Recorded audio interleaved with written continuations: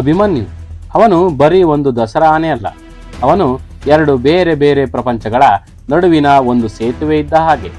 ಒಂದು ಕಡೆ ಸೌಮ್ಯ ಸ್ವಭಾವದ ಮುಗ್ಧನಂತೆ ಗಜ ಗಾಂಭೀರ್ಯದಿಂದ ನಮ್ಮ ಕರ್ನಾಟಕದ ವೈಭವದ ಸಾಂಸ್ಕೃತಿಕ ಪರಂಪರೆಯನ್ನ ಒತ್ತು ಸಾಗೋ ರಾಯಭಾರಿಯಾದರೆ, ಇನ್ನೊಂದು ಕಡೆ ಪ್ರಕೃತಿ ಸಂರಕ್ಷಣೆಯ ಕೆಲಸದಲ್ಲಿ ಮುಂಚೂಣಿಯಲ್ಲಿ ಯಾರಿಗೂ ಎದರದೆ ನಿಲ್ಲುವ ಒಬ್ಬ ವೀರಯೋಧ. ಅವನ ಕತೆ ನಿಜಕ್ಕೂ ಶಕ್ತಿ, ಸಂಯಮ ಮತ್ತು ಸಮರ್ಪಣೆಯ ಪ್ರತೀಕ. ಅಭಿಮನ್ಯುವಿನಂತಹ ಪಾತ್ರಗಳಿಗೆ ಬೇಕಾಗುವ ಆ ಧೈರ್ಯ, ಆ ಚಾಣಾಕ್ಷತೆ, ದಶಕಗಳ ತರಬೇತಿ, ಮಾವುತರ ಸಮರ್ಪಣೆ, ಇಲಾಖೆಯ ಕಾಳಜಿ ಇವೆಲ್ಲವುಗಳ ಪರಿಣಾಮ ಇಂದು ಅಭಿಮನ್ಯು ಕೇವಲ ಕರ್ನಾಟಕಕ್ಕೆ ಸೀಮಿತವಾಗಿರದೆ ಜಗತ್ತಿನ ಆನೆಗಳ ಪ್ರಪಂಚದಲ್ಲಿ ಆನೆಗಳೆಂದರೆ ಈ ರೀತಿ ಇರಬೇಕು ಎಂದು ತೋರಿಸಿಕೊಟ್ಟವನು ಈ ಅಭಿಮನ್ಯು.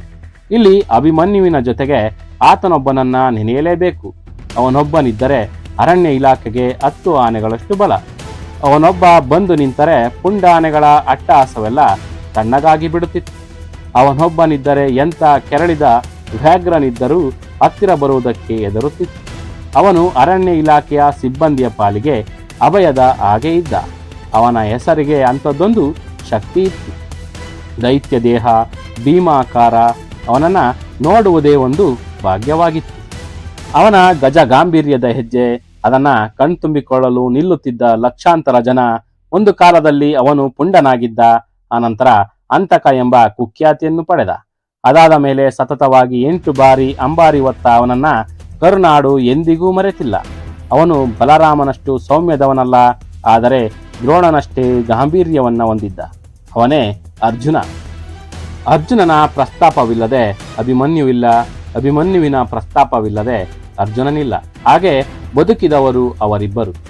ಅರ್ಜುನನ ಕೋಪ ಅಭಿಮನ್ಯುವಿಗೆ ಗೊತ್ತಿತ್ತು, ಅಭಿಮನ್ಯುವಿನ ಶಕ್ತಿ ಅರ್ಜುನನಿಗೂ ಗೊತ್ತಿತ್ತು. ಹಾಗಾಗಿ ಅವರಿಬ್ಬರು ಎಂದಿಗೂ ದಾಯಾದಿಗಳಾಗಲಿಲ್ಲ.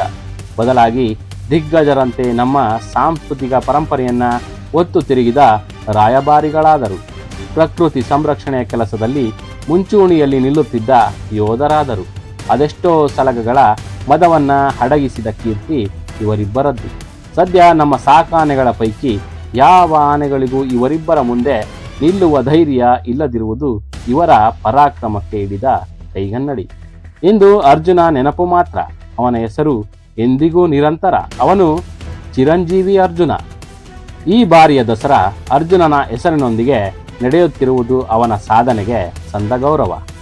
ಕಳೆದ ಬಾರಿಯ ವಿಡಿಯೋದಲ್ಲಿ ತಮಿಳುನಾಡಿನ ಅಣ್ಣಾಮಲೈ ಕಲೀಂ ಆನೆಯ ಬಗ್ಗೆ ಮಾಹಿತಿ ನೀಡಿದ್ದೆ. ಅದು ಒಂದು ಪುಟಕ್ಕೆ ಸೀಮಿತವಾದಂತಹ ಕಥೆ ಅಷ್ಟೇ. ಆದರೆ ಅಭಿಮನ್ಯುವಿನ ಪರಾಕ್ರಮ ಆಗಲ್ಲ. ಅದು ಒಂದೆರಡು ಪುಟಗಳಲ್ಲಿ ಮುಗಿಯುವಂಥದ್ದಲ್ಲ, ಅದು ಒಂದು ಚರಿತ್ರೆ.